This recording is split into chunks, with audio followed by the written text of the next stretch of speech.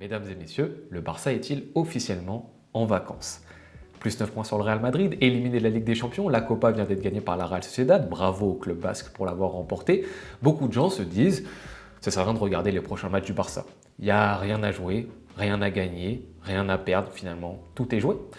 Eh bien détrompez-vous, le Barça a encore quelques défis à surmonter, on va en parler dans cette vidéo. N'hésitez pas à liker, à commenter, à partager, à vous abonner si vous aimez bien évidemment ce contenu.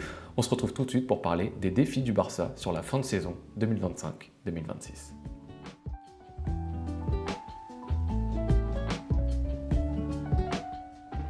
Premier point, mesdames et messieurs, et pas des moindres, terminer officiellement cette Liga. On est beaucoup de créateurs de contenu, et j'en fais partie, et aussi des créateurs de contenu du Real Madrid, à dire, après la dernière victoire du côté du FC Barcelone et le dernier revers du Real Madrid, la Liga est pliée, plus 9 points, ça ne se récupérera pas à cette journée de la fin. C'est vrai que c'est une avance, on ne va pas se mentir, qui est quand même conséquente du côté du FC Barcelone et que si la logique footballistique est respectée, le Barça devrait être champion d'Espagne. Mais mathématiquement, ce n'est pas encore le cas et surtout, il va y avoir un duel entre les deux, on va y venir juste après. Du côté du Barça, 7 rencontres, comme je vous le disais, et notamment 2 grosses rencontres avant ce Classico, Getafe à l'extérieur, Osasuna à l'extérieur. Du côté du Barça, déjà, premier défi, ne pas se mettre dans une situation compliquée avant d'aborder le Real Madrid. Ça serait bête. Alors on peut perdre un match, peut-être faire un match nul, avoir un joker en moins avec Getafe et Osasuna. Je ne suis même pas sûr qu'on fasse 6 sur 6. Mais moins que ça, ça peut nous mettre dans une position un tout petit peu délicate alors qu'on a une avance qui peut nous paraître assez simple à gérer pour l'instant. Donc soyons concernés. Et aussi, deuxième petit défi du côté du Barça, répondre présent face à ces différentes équipes. Certaines ont des choses à jouer encore en championnat. Jouer à Getafe, jouer à Osasuna, c'est jamais évident. Mettre en place tactiquement des choses, concerner les joueurs pour remporter ces matchs parce que c'est pas simple. Et que si on se laisse aller et si on pense que c'est gagné d'avance, on les remportera pas ces rencontres. Donc, les remporter et se donner à 100%. Côté Real Madrid. 7 matchs, bien évidemment, avant le Barça, déplacement Betis Séville, déplacement à l'Espagnol Barcelone, ça va pas non plus être totalement évident pour le Real Madrid. Et surtout, ce qui est important, c'est le 10 mai. Ce classico du 10 mai qui peut faire en sorte et voir le Barça être champion à l'issue de cette rencontre. Si les 9 points d'avance sont conservés jusqu'à cette rencontre-ci, et que le Barça gagne ce match-ci, comme il restera que 3 matchs après, mathématiquement, le Barça sera champion en face du Real Madrid, et nous, on pourra célébrer au milieu de terrain comme le Real Madrid avait célébré, souvenez-vous-en, en octobre, comme s'ils avaient déjà été champions. Sauf que nous, on le sera vraiment cette fois-ci. Si le Real Madrid fait un contre-coup entre-temps et que le Barça fait un perfect sur les 3 matchs avant ce Classico, le Real Madrid sera perdant et le Real Madrid devra faire un passillo au Camp Nou pour applaudir les joueurs du Barça. Ça aussi, ça serait une sacrée image. Donc voilà, bien évidemment, à côté de tous les matchs que je vous ai cités, il y a aussi ce Classico. Un Classico, ça reste un match très important, déjà, au vu du monde entier, pour les supporters du Barça, du Real Madrid, quelles que soient les circonstances. Même si le championnat il est déjà joué à ce moment-là, même si on a gagné ou même si c'est en train d'être serré entre les deux équipes, ça reste un match qui a une grande importance. Perdre 2 classicos en championnat cette saison pour le Barça, ça ferait un petit peu tâche et peut-être que la note globale de la saison en prendrait un petit coup. Deuxième point, mesdames et messieurs, commencer 2026-2027. Et oui, c'est important, ça peut paraître un peu basique que je vous sorte ce point-là. Oui, bon, on essaye de vraiment tirer la corde pour essayer de voir ce qu'on peut tirer de cette fin de saison, commencer 2026-2027. Je viens de vous sortir 2 vidéos, celle-ci qui m'a beaucoup plu, je pense que c'est une de mes vidéos préférées de ces derniers mois, dernières semaines. Les 5 changements que j'attends du côté du Barça qui, je pense, seront pertinents pour retrouver les sommets. Encore une fois, je me répète un tout petit peu par rapport à cette vidéo, mais n'hésitez pas à aller la voir, elle dure 25 minutes si vous voulez vraiment le projet global. Des mini-ajustements, je ne demande pas au Barça de changer sa ligne haute, de changer cette envie d'avoir un bloc très haut sur le terrain. Je pense que le Barça doit rester une équipe proactive, mais que le Barça doit procéder par contre à des mini-ajustements qui permettront à cette ligne haute d'être intéressante, comme elle l'est pour le PSG, comme elle l'est pour le Bayern Munich, par exemple. Bien évidemment, avec cette vidéo, j'ai fourni la deuxième partie, si on peut l'appeler deuxième partie, future du Barça, le 11 type que je vois du côté du Barça l'année prochaine, et surtout les 25 joueurs qu'on pourrait posséder, les priorités possiblement au mercato. Voilà, n'hésitez pas à aller voir ces 2 vidéos qui font partie des petites choses qu'on pourrait voir en place, mettre en place du côté du Barça l'année prochaine et que Flick justement pourrait mettre en place du côté du Barça l'année prochaine. Et ça commence maintenant. La préparation de l'année prochaine va être un petit peu tronquée par la Coupe du Monde. Voilà, il y a beaucoup de joueurs qui vont aller certainement loin en Coupe du Monde du côté du FC Barcelone, qui vont jouer des minutes. On sait que ça a toujours un petit impact sur la préparation finale de l'été. Profitons justement de ces 7 dernières rencontres, du fait que le Barça est un petit matelas, pour mettre en place ces petits changements. C'est maintenant que ça joue, ces petits ajustements. C'est 7 matchs officiels contre encore une fois des clubs qui ont peut-être des choses à jouer. Profitons-en, mettons en place des choses sérieuses, pas forcément dans des matchs amicaux contre des clubs qu'on ne connaît pas, où il n'y a pas forcément beaucoup d'intensité. Là, il y aura du répondant en face de nous. On en profite pour mettre en place un système, des tactiques de jeu, des joueurs, etc. pour que ça nous profite pour le début de l'année prochaine. Profitons-en d'ores et déjà. Là, je vous montre un petit peu le dispositif. Bon, ça rejoint ce que je vous ai montré dans les autres vidéos. Ça peut être un 4-2-2-2 si vous voulez. Là, je mets Rafinha. Hein. Bien évidemment, Rafinha ne sera pas dispo avant le Classico. On parle du système, bien évidemment. Mais ça peut être ça du côté d'Antiflick. Ça peut être le 4-3-3 avec Dani Olmo en tant que faux numéro 9. On peut passer par plein de dispositifs. L'idée, c'est vraiment de dire, tentons le coup. Utilisons ces matchs pour mettre en place ce genre de changement tactique. Profitons bien évidemment de ces matchs et profitons du fait que ces 4 joueurs-ci soient disponibles parce qu'ils ne risquent pas de l'être tout le temps au Barça, pour voir ce que ça peut donner. Je vous ai dit, moi c'est le cœur de mon Barça l'année prochaine, c'est ce milieu de terrain, c'est ces 4 joueurs-ci. Peut-être pas tous encore une fois titulaires en même temps, mais que ça permute, que ça bouge. Profitons-en. Bien évidemment avec des temps de jeu réduits pour certains. Gavi, il revient encore une fois de blessure, même s'il est à un niveau extraordinaire, il faut quand même toujours faire gaffe. De Jong revient de blessure, il faut toujours faire un peu gaffe. Bernal aussi. Oh, Pedri aussi un petit peu fatigué. On fait attention, on est dans un contexte où on peut se le permettre de faire attention.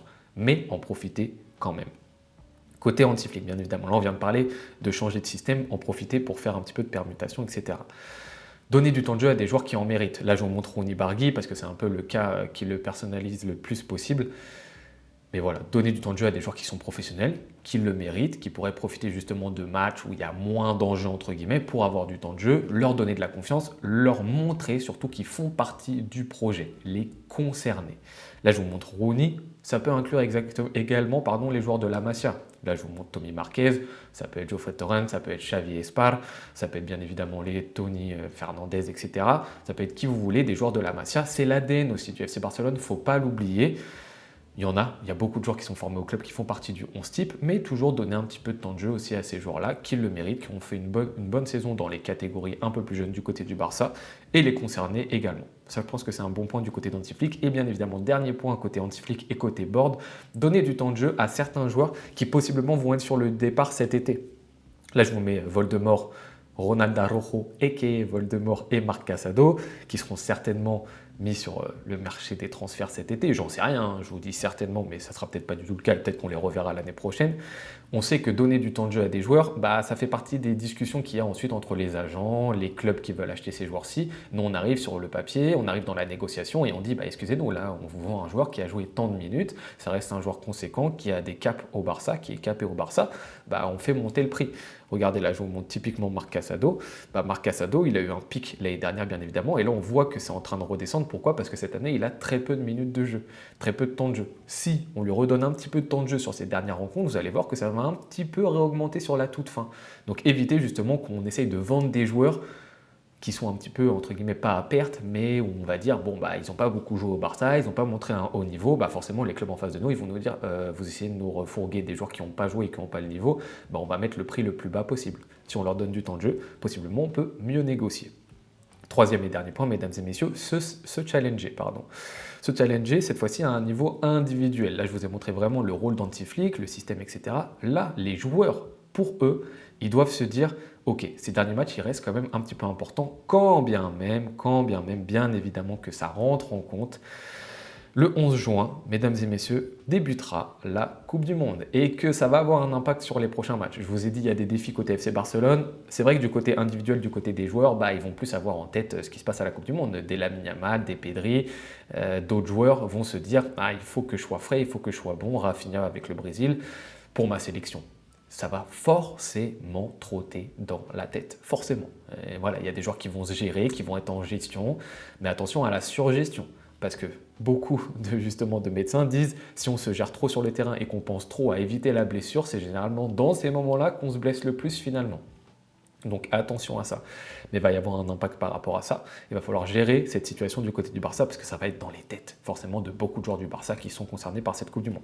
Quand je parle de se remobiliser, se challenger, pourquoi pas prendre un Lamine Yamal par exemple qui actuellement est à 15 buts, 12 passes décisives et se dire sur ces 7 derniers matchs de Liga, j'essaie d'atteindre les 20 buts et les 15 passes décisives. c'est pas facile, hein. Là, je donne pas un objectif facile. Je donne aucun objectif d'ailleurs à Lamine Yamal. Je vous dis juste peut-être que lui, dans sa tête, il peut se fixer ça comme objectif. Ça peut le pousser à aller loin. Là, on sait que Lamine Yamal en ce moment, il est en fuego. Bon, il est surtout en fuego quand il s'agit de la Ligue des Champions. Peut-être que là, il va être un petit peu plus démobilisé. Mais voilà, challenge-toi, petit Lamine Yamal, essaye d'atteindre le 20-15. Et 20-15, c'est très très bien. Surtout que possiblement, il y a un ballon d'or à aller chercher en fin d'année.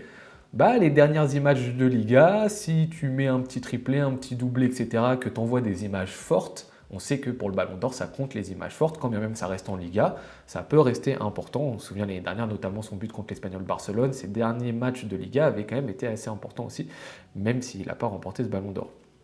Pour des joueurs aussi qui ont été en difficulté un peu cette saison, Jules Koundé par exemple, se challenger, revenir à un certain niveau. Il revient à un certain niveau, hein, Jules Koundé. Hein. On n'est pas sur le Jules Koundé du début de saison. Là, il redevient très sérieux. On retrouve petit à petit le Jules Koundé de l'année précédente qui est top 3, top 4 des latéraux du monde, hein, quand même, ne l'oublions pas, même si je vois beaucoup de gens en commentaire qui l'oublient. Voilà, Jules Koundé se challenger, se dire, bon, sur ces derniers matchs, ok, je me remobilise, je continue à bien performer à ce poste d'arrière droit, etc. Ça peut être intéressant. Alejandro Balde, même cas, hein. Lui se dire, bon, bah, il y a un petit Cancelo quand même qui est passé devant moi sur ces dernières rencontres, bah, faut que je montre que non, je suis à la bagarre, je suis à la bataille et qu'il peut y avoir discussion, alors qu'aujourd'hui, il n'y a pas trop de discussion finalement. Ça peut être le cas également pour Gavi, petit Gavi qui lui déjà doit essayer de regagner une place petit à petit. Bon, contre l'Atlético Madrid, il a prouvé hein, qu'il pouvait être titulaire au FC Barcelone, je pense qu'on n'a pas de doute par rapport à ça. Mais déjà, voilà, prouver qu'il est de retour, tranquillement, encore une fois, patience autour de Gavi, il a reçu 2 grosses blessures, même mentalement, il faut faire gaffe, il faut le protéger, continuer à le protéger, et puis même essayer de se battre pour la sélection espagnole. On sait qu'il part avec quand même un entraîneur, un sélectionneur qu'il apprécie beaucoup, donc il aurait sa chance, qui continue à se battre pour être pourquoi pas présent à la Coupe du Monde. Quand je parle de se battre pour la Coupe du Monde, il y a 3 joueurs aussi qui peuvent éventuellement se disputer pour essayer d'avoir une petite place, pourquoi pas aux États-Unis, Canada, Mexique pour cette Coupe du Monde. Ça va pas être facile pour eux, hein. Mais Gérard Martin, pourquoi pas essayer sur ces 7 derniers matchs de lutter. S'il y a un blessé du côté de l'Espagne, s'il y a une absence importante, bah pourquoi pas. On peut réintégrer la sélection assez facilement. Il y a des blessés de dernière minute dans les sélections, ça peut se faire. Eric Garcia qui a fait une super saison du côté du FC Barcelone, pourquoi pas. Lui, il n'a pas été sélectionné encore une fois dans le dernier rassemblement, pourquoi pas aussi toquer à la porte en ayant des performances qui sont bonnes. Marc Bernal également pas présent dans la dernière sélection, mais je crois qu'il avait été présélectionné lui aussi. Il a marqué pas mal de points, il revient de blessure. Pourquoi pas toquer à la porte en ayant des très bonnes performances. Et bien évidemment, pour d'autres types de joueurs, surtout du type Rashford, on pourrait mettre Cancelo dedans, mais Cancelo a prouvé qu'il pouvait rester au Barça. Actuellement, moi, tout de suite, là, Rashford, je ne suis pas trop pour mettre 30 millions sur lui avec son salaire.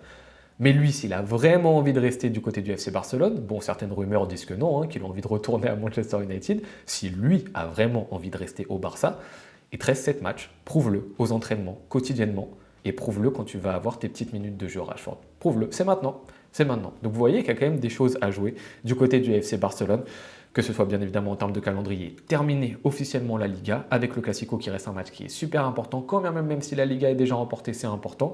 Du côté d'Antiflick, commencer à mettre en place les patterns de la saison prochaine, les changements de dynamique, les mini-réajustements, et côté des joueurs, même s'il y a la Coupe du Monde, se donner des petits défis, se challenger pour être encore plus fort. Mesdames et messieurs, merci beaucoup d'avoir suivi cette vidéo jusqu'au bout. N'hésitez pas à me dire en commentaire ce que vous en avez pensé. Je vous souhaite très bonne journée ou bonne soirée. En fonction de quoi vous la regardez. À tout bientôt.